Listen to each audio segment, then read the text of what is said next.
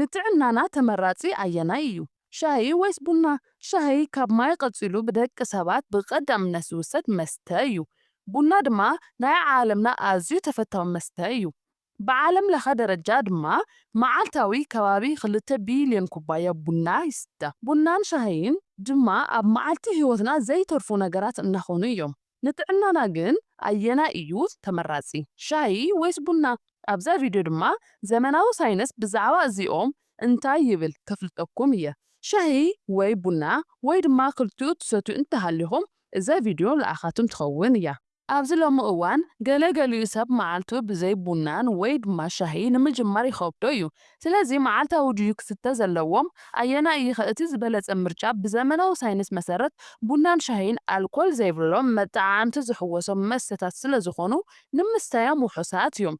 ብርግፅ እውን ኣብዚ ጉዳይ ሓደ ሳይንሳዊ መፅናዕትታት ተኻይዶም እዮም። ክልቲኦም ሻሂን ቡናን ጥዕናዊ ረብሓ ከም ዘለዎም ድማ ተፈሊጡ እዩ። ኩሎም ዓይነታት ሻሂ ድማ ብኣንቲኦክሲዳንት ዝተዓሸጉ ነቶም ፍሪ ራዲካላት ዘጥፍኡን ሕማም ናይ ምክልኻል ስርዓት ዘጎልብቱን ብዓይነት 2 ሽኮርያ ወይ ድማ ታይፕ 2 ዳያቤቲክስን ወቕዒ ልብን ናይ ምጥቃዕ ዕድልና ዝቕንሱን እዮም። ሻሂ ድማ ኢጂሲጂ ዝበሃል ውህድ ዝሓዘ እዩ። እዚ ድማ ናይ ስብሒ ዋህብታት ብመጠኖም ንኽቕንሱ እዩ ዝገብር። ኣብዚ ብፍላይ ብዛዕባ ሓምለዋይ ሻሂን ጸሊም ሻሂን ምዝራብ ኣድላይ እዩ።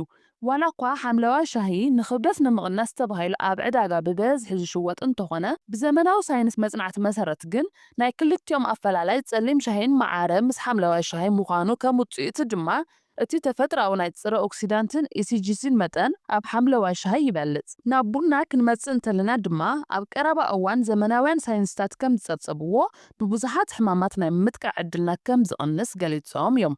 ካብ ካንሰራት፣ ሽኮርያ፣ ኣልዛይመር፣ ፓርኪንሰንስ ዲዚዝ ዝበሃል ሕማም ናይ ምጥቃዕ ዕድልና እውን ይቕንስ እዩ። ሻሂ ወይ ድማ ቡና ልዕሊ ዓቕን ክንጥቀም እንተለናኸ እንታይ እዩ ዝፍጠር? እዞም ክልተ ነገራት ከም ካፌንን ታኒንን ዝበሃሉ ኬሚካላት ውህዳት ዝሓዙ እዩ። ክወዳደሩ እንተለዉ ድማ ብናይ ካፊን ትሕዝቶ ክወዳደር እንተሎ ቡና ካብ ሻሂ ይበልፅ። ብናይ ታኒን ትሕዝቶ ክወዳደር እንተለዉ ድማ ሻሂ ካብ ቡና ይበልፅ።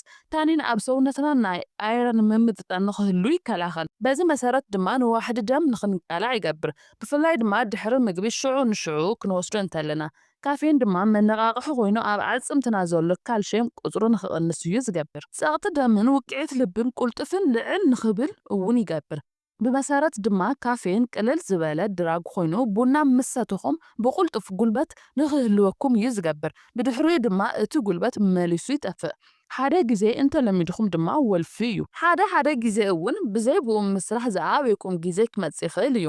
ብርግጽ እውን ሓደ ሰባት ብዘይ ቡና ክንሰርሕ ኣይንኽእልን ዝብሉ ኣለዉ። እቲ ዘይተቆለወ ቆጻል ቡና ክንርኢ እንተለና ልዑል ናይ ክሎሮጄኒክ ኣሲድ ትሕዝቶ እዩ ዘለዎ። እዚ ድማ ሓደ ናይ ጥዕና ጥቕሚ ዘለዎ እዩ። ስለዚ ካብቲ ክሳብ ኣዕርዩ ዝጸለመ ዝተቆለወ እቲ ኣዕርዩ ዘይተቆለወ ወይ ጠቕሊሉ ዘይተቆለወ ኣወንታዊ ረብሓ ኣለዎ። ልዕሊ ዓቕን ኣብዚሕኻ እንተተሰትዮም ግን እቲ ጉድኣቶም ተመሳሳሊ እዩ። ስለዚ ኣዝዩ ብዙሕ ዝበሃል መጠን ክንደየናይ ዝኣክል እዩ ንዝብል ድማ ክሳብ ኣብ መዓልቲ ልዕሊ 4 ኩባያ ዝኸውን ቡና ወይ ሻሂ እንተዘይሰቲኹም ዝኾነ ዓይነት ጎናዊ ሳዕቤን ኣይከጋጥመኩምን እዩ። ቅድሚ ናብ ቡና ምስታይኹም ግን ሓደ ነገር ክነግረኩም።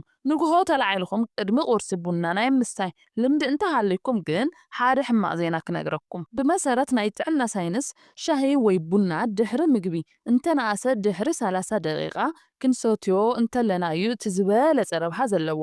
ኣብ ቁርሲ ይኹን ኣብ ምሳሕ ብፍላይ ቡና ድሕሪ 5 PM ወይ 11 ናይ ምሸት ክንሰቲ ኣይምከርን።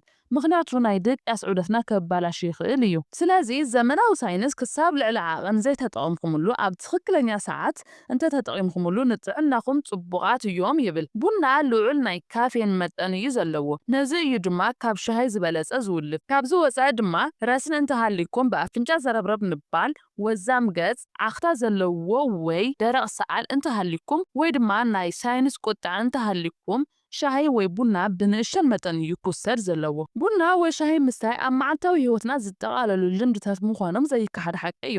ብዘይካ ቡና ወይ ሻሂ ክሰርሑ እንተዘይኽኢልኩም ኣዝዩ ዘተሓሳስብ ጉዳይ እዩ። ወልፊ ዝበሃል እውን እዚ እዩ። ስለዚ ንጥዕናና ክንብል እዚ ነገር ክነስተኻኽሎ ይግባእ። ብርግጽ ከምዚ ለሚድኻ ብሓደ ግዜ ምስትኽኻል ቀሊል ኣይክኸውንን። ቀስ ብቐስ እናቐነስኻ ምምጻእ ግን ይከኣል እዩ።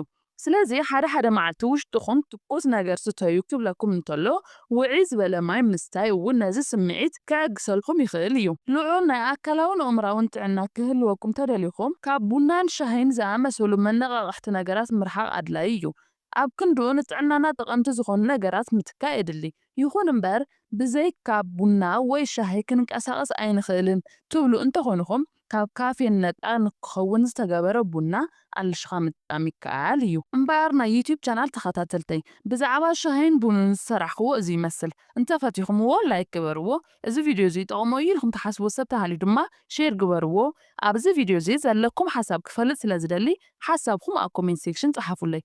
ነዚ ቻናል ሓደሽ ዝኾንኩም ድማ ሰብስክራይብ ብምግባር ቤተሰብ ይኹኑ።